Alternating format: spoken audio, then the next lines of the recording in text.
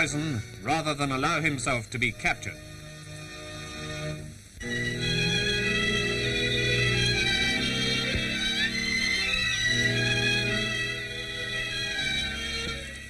Lord Vansittart, are you in any way surprised at the latest evidence of German atrocities? No, I'm not, because there is in a perfectly horrifying number of Germans a deep underlying streak of cruelty which came very strongly to light in the last war.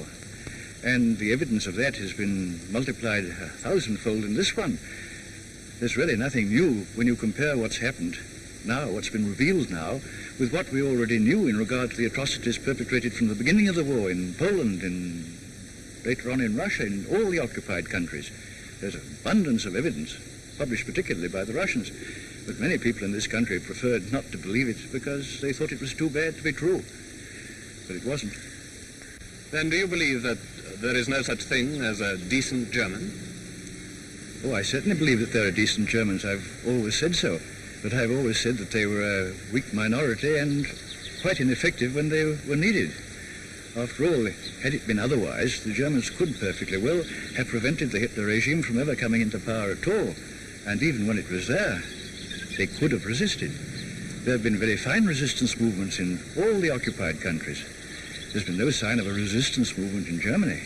And what has been done, even in small and weak countries like Denmark and Holland, could have been done in Germany too, had the will been there.